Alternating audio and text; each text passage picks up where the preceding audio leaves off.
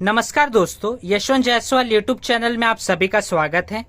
तो इस वीडियो में हम बात करने वाले हैं कि टेंसेस के अंदर जो भी सेंटेंस बनेंगे वो कैसे बनेंगे। इसके पहले मैंने आपको कुछ बेसिक बता दिया था कि अगर कोई सेंटेंस है तो सेंटेंस क्या होता है, कैसे बनता है, उसमें subject, verb, helping verb, object, ये सारी चीजें क्या होती हैं। और मैंने आपको ये भी बता चुका हूं कि सिंगुलर और प्लूरल यानी एक वचन, बहुवचन क्या होते हैं। साथ ही साथ मैंने आपको ये भी बता चुका है कि first person, second person, third person क्या होते हैं। इन सारी चीजों के बारे में मैंने पहले से ही वीडियो बना चुका है, तो प्लीज आप उन वीडियो को जाकर देखें। उन वीडियो का जो लिंक है मैं ऊपर आई बटन में आपको दे दूंगा, तो वो वीडियो आप जरूर जाके देख सकते हैं। अब उसके बाद मैंने आप लोग को कहा था कि वो सारी चीजें बताने के बाद मैं आपको टेंसेस के बारे में बताऊंगा, शुरू करूंगा। तो आज से हम अभी टेंसेस के बारे में सीखेंगे कि टेंस में कौन कौन से टाइप होते हैं और बाकी कौन कौन से टेंस हैं। उन सब चीजों के बारे में हम आगे चल के हर एक वीडियो में सीखने वाले हैं। तो इस वीडियो में मैं आपको बताने वाला हूं कि प्रेजेंट इंडेफिनिट टेंस में क्या क्या आते हैं, उसे पहचानने के लिए क्या क्या तरीके हैं, और हम इनडेफिनेट टेंस को सिंपल टेंस भी कहते हैं। तो प्रेजेंट इंडेफिनेट टेंस बोलो या फिर आप सिंपल प्रेजेंट टेंस बोलो, दोनों भी चलता है। तो इसे पहचानने के लिए देखिए, अगर आपको ये टेंस पहचानना है तो आपको ये ध्यान देना होगा कि वाक्य के अंत में आपको ता है, ती है, ते है, ती हूं या ताहू, ऐसे आपको जो शब्द हैं अंत में मिलेंगे। उस वाक्य के अंत में आपको ये इनमें से कुछ आपको दिखाई देंगे। ठीक है, तो अब अगर आपको ये जो हिंदी में अगर कुछ सेंटेंस दिए हैं उससे आपको इंग्लिश में बदलना है, यानी अंग्रेजी में बदलना है, तो उसे बदलने के लिए ये देखिए नियम है। यहाँ पे मैंने रूल लिखा है। क्या रूल होगा? पहला तो हम सब्जेक्ट देखेंगे, सब्जेक्ट लगाएंगे, उसके बाद हम मेन वर्ब देखेंगे। देखो मेन वर्ब को वर्ब भी कहते हैं, हाँ, तो ये चीजें हम वहां पर लगाएंगे अगर हिंदी से इंग्लिश में बदल रहे हैं तो। उसके बाद हम एस या ईएस लगाएंगे। देखो एस या ईएस किसके हिसाब से लगेगा? सब्जेक्ट के हिसाब से। अगर सब्जेक्ट फर्स्ट पर्सन है, सेकंड पर्सन या थर्ड पर्सन, तीनों में से कुछ भी है, तो उस हिसाब से जो एस या ईएस से लगेगा। उसके बाद आएगा ऑब्जेक्ट। अब मैं आपको बता दूं, यहां पर जो एस या ईएस आप लोग देख रहे हो, यहां पे जो एस या ईएस है, ये कब लगेगा, इसे लगाने का नियम क्या है? तो इसे लगाने का नियम ये है कि जो आपका सब्जेक्ट है ना, वो जो सब्जेक्ट होगा वो सब्जेक्ट आपका थर्ड पर्सन सिंगुलर होना चाहिए। क्या होना चाहिए? सिंगुलर। आपका वो जो सेंटेंस होगा, उस सेंटेंस में जो सब्जेक्ट होगा वो सब्जेक्ट थर्ड पर्सन सिंगुलर होना चाहिए, यानी एक वचन होना चाहिए। इसलिए मैंने आपको ये वीडियो के पहले सिंगुलर, प्लूरल, एक वचन, बहुवचन और ये सब पर्सन्स के बारे में बताया था, क्योंकि आपको आगे चल के वीडियो में इनकी जरूरत पड़ने वाली है। तो अब देखिए, जो थर्ड पर्सन सिंगुलर होता है इसमें क्या क्या आता है मैंने आपको बताया है उन वीडियो में। क्या क्या आता है? ही आता है, शी आता है और इट आता है। ही, शी, इट, ये थर्ड पर्सन सिंगुलर में आते हैं। तो अगर आपको देखो, इन तीनों को हम क्या कहते हैं? वह। क्या कहते हैं? वह कहते हैं। मैंने ये भी आपको बताया था कि ही और शी किसके लिए आता है। देखो ही जो होगा वो लड़के के लिए आएगा या पुरुष के लिए लगेगा। शी जो होता है वो किसके लिए लगता है? लड़की के लिए या फिर महिलाओं के लिए लगता है। और जो इट है वो निर्जीव वस्तुओं के लिए लगता है। हाँ या ना? समझ में आया आप लोग को? तो ये थर्ड पर्सन सिंगुलर के लिए लगेगा। अगर थर्ड पर्सन सिंगुलर आपके वाक्य में है तो वहां पर एस या ईएस लगाएंगे। और जो थर्ड पर्सन प्लूरल होता है तो उसमें भी मैंने आपको बताया था, वहां पर दे आता है, THEY, दे आता है। ठीक है, इतना आप लोग को समझ गया होगा। तो चलिए अभी मैं आपको और आगे बताता हूं। तो आप समझ गए होंगे कि अगर थर्ड पर्सन सिंगुलर है तो वहां पर ही, शी, इट ये आएंगे। अगर ये तीनों में से कुछ भी आता है तो वहां पर एस या ईएस का उपयोग होगा। ठीक है, अब इसे बताने के बाद मैं आपको कुछ और भी बता देता हूं कि यहां पे आप देख रहे होंगे यू है। यू क्या होता है? यू जो है वो सेकेंड पर्सन होता है। तो क्या यू थर्ड पर्सन है? तो इसका जवाब है नहीं। यू क्या है? सेकेंड पर्सन है। अब सेकेंड पर्सन सिंगुलर हो या सेकेंड पर्सन प्लूरल हो, दोनों में क्या आता है? यू आता है। अब जो यू को हिंदी में कहते हैं वो तुम या आप कहते हैं। अगर कहीं पे आप आता है तो भी यू का उपयोग करेंगे, अगर कहीं पे तुम आता है तो भी यू का उपयोग किया जाता है। ठीक है, अब देखते हैं हम लोग जरा सेंटेंस के, अब थोड़ा कुछ हम वाक्य देख लेते हैं कि क्या और कैसे होगा। तो जैसे कि अभी यहाँ पे आप देख सकते हो जो पहला सेंटेंस है, इंग्लिश में अभी छोड़ दो, आप इंग्लिश पे ध्यान मत दो, मैं पहले आपको हिंदी में बताता हूँ। देखो, मैं अंग्रेजी पढ़ाता हूँ। क्या लिखा है? मैं अंग्रेजी पढ़ाता हूँ। तो आप देख सकते हैं कि यहां पर अंत में क्या आ रहा है? पढ़ाता हूं। आप अगर देखेंगे तो एंड में क्या आ रहा है? ताहू। ताहू आ रहा है, हाँ या ना? तो आप यहां पे देख सकते हैं ताहू, जैसा कि मैंने आपको बताया, ता है, ती है, ते है, तीहू, ताहू।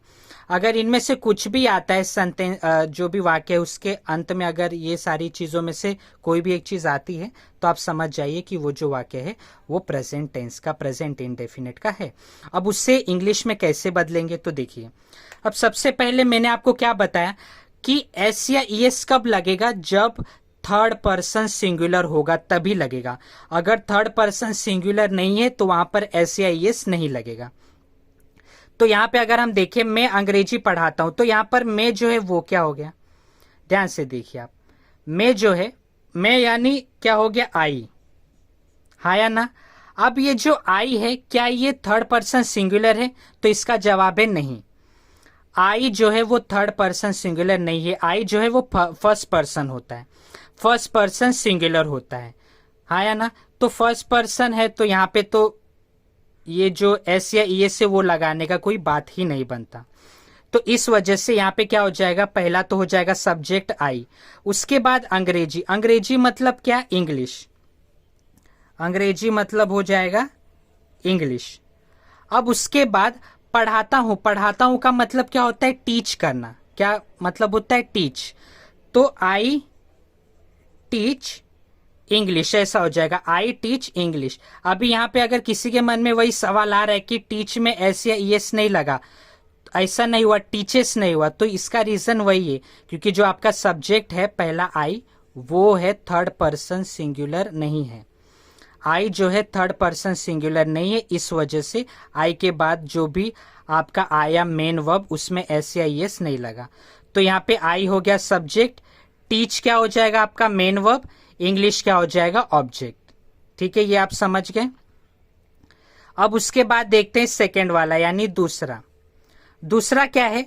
वह गाना गाती है। दूसरा आपको क्या दिखेगा? वह, तो क्या बोला मैंने कि वह गाना गाती है। आप अंत में देखोगे तो ती है आ रहा है, ती है, यानी यहां पे आप देख रहे ती है आपको दिया है। तो ये तो आप समझ गए कि वो प्रेजेंट इंडेफिनिट का है। अब इसको बदलेंगे कैसे? तो देखो, सबसे पहले गाती है यानी लड़की की बात हो रही है, तो यहां पर क्या है? लड़की, शी। यहां पर जो शी है इतना समझ जाओ आप, लड़की यानी एक लड़की की वहां पे बात हुई है, यानी शी की बात हुई है। तो अब वह के लिए क्या हो जाएगा? शी। अब गाना गाती है। देखो, गाना मतलब क्या है? यहाँ पे गाना गाती है, गाती है मतलब सिंग। देखो, सिंग करिए, क्या करिए? सिंग। लेकिन क्या है वो? थर्ड पर्सन सिंगुलर है यानी शी है। तो उसके बाद क्या आ जाएगा? मैंने अभी आपको बताया, अगर थर्ड पर्सन सिंगुलर है तो उसमें क्या लगेगा? एस या ईएस लगेगा। तो यहाँ पर शी क्या है? थर्ड पर्सन सिंगुलर है।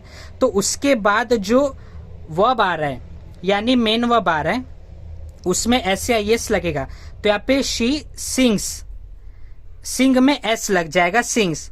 सो शी सिंग्स, गाना गाती है। देखो, गाना क्या हो गया? सॉन्ग हो गया, तो अ सॉन्ग।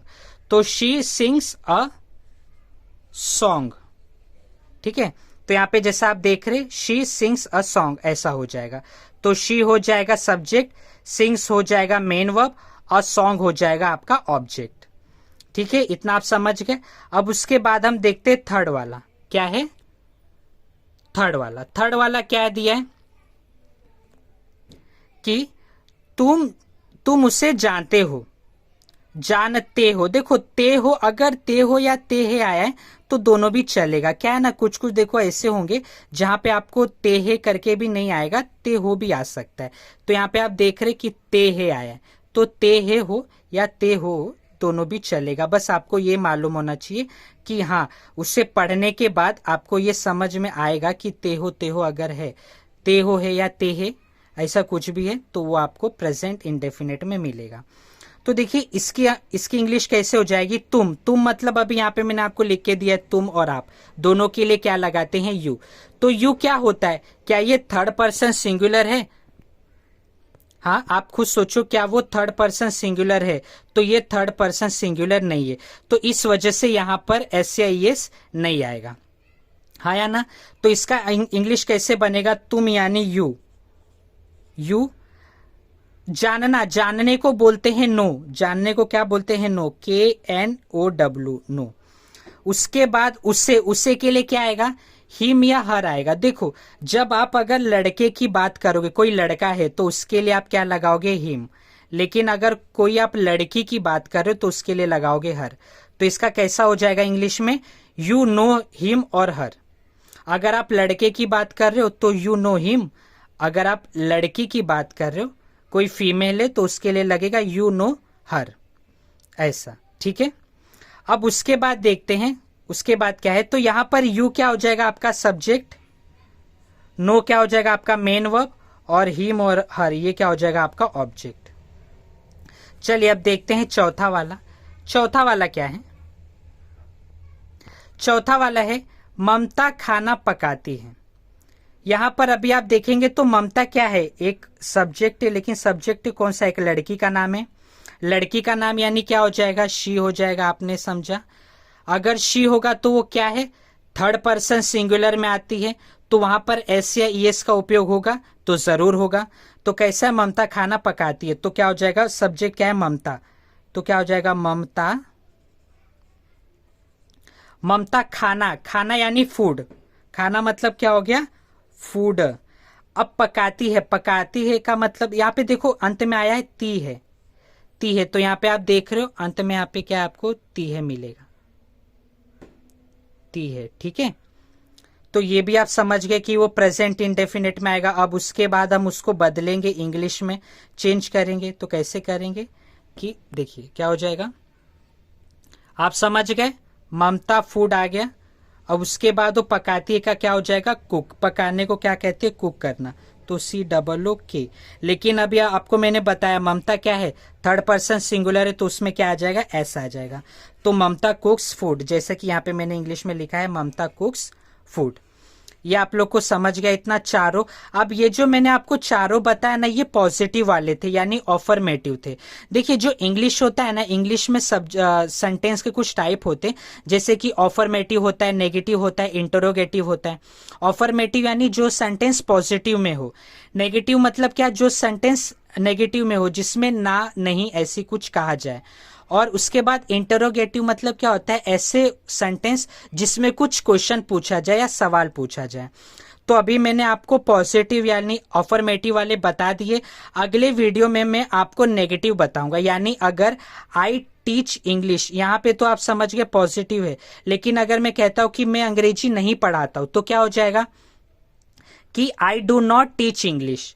ठीक है, वैसे ही आगे भी है, आगे भी सारी चीजें मैं आपको नेगेटिव में करके कैसे होता है वो बताऊंगा अगले वीडियो में। साथ ही साथ मैं आपको कुछ और एक दो बेसिक चीजें बता दूं कि जो इंग्लिश होता है ना, देखो इंग्लिश में कैसे सेंटेंस होते, उसमें सब्जेक्ट होता है, मेन वर्ब होता है, फिर ऑब्जेक्ट होता है। लेकिन हिंदी में इसका थोड़ा अलग होता है। हिंदी में क्या होगा कि जहां पे मेन वर्ब है ना, उसकी जगह पर ऑब्जेक्ट आ जाएगा, और जहां पे ऑब्जेक्ट है उसकी जगह पर मेन वर्ब आ जाता है। तो हिंदी के वाक्यों में ऐसा होता है, जैसे कि यहाँ पे आप देख रहे हो अंग्रेजी, अंग्रेजी जो है ना, ये क्या है आपका, अंग्रेजी क्या हो जाएगा, यहाँ पर ऑब्जेक्ट हो जाएगा। ये हिंदी के शब्दों में मैं मतलब हिंदी के वाक्य में बता रहा हूं। अंग्रेजी के वाक्य में और हिंदी के वाक्य में यही बस फर्क होता है। सब्जेक्ट जो है दोनों में सब्जेक्ट पहले होंगे, लेकिन जो मेन वर्ब और ऑब्जेक्ट है वो जो है बदल जाता है। इंग्लिश में मेन वर्ब पहले होता है, वही हिंदी में मेन वर्ब बाद में होता है, ऐसा। ये इतना फर्क होता है हिंदी में। तो चलिए, आशा है कि आपको ये वीडियो पसंद आया हो, समझ में आया हो। अगर ये वीडियो आपको अच्छा लगा हो तो इसे लाइक, शेयर, सब्सक्राइब ज़रूर कर दें। और अगर आपका कोई डाउट है तो वो कमेंट सेक्शन में आप ज़रूर मुझे लिख के दें, मैं उसे सॉल्व करने की पूरी कोशिश करूँगा। और अगर आपको ये ज़्यादा से ज़्यादा वीडियो अच्छा लगा हो तो इसे शेयर भी आप ज़रूर करना। और जो है इस वीडियो के वहाँ पर जो आप देखोगे ये वीडियो, तो वहाँ पे एक आपको सब्सक्राइब बटन दिखेगा, उसे भी आप बोलते प्रेस कर देना, जिससे क्या होगा, आपको कोई भी वीडियो का जो भी नया नोटिफिकेशन है वो जल्दी से जल्दी मिल जाए। चलिए, मिलते हैं अगले वीडियो में, तब तक के लिए धन्यवाद। जय हिंद।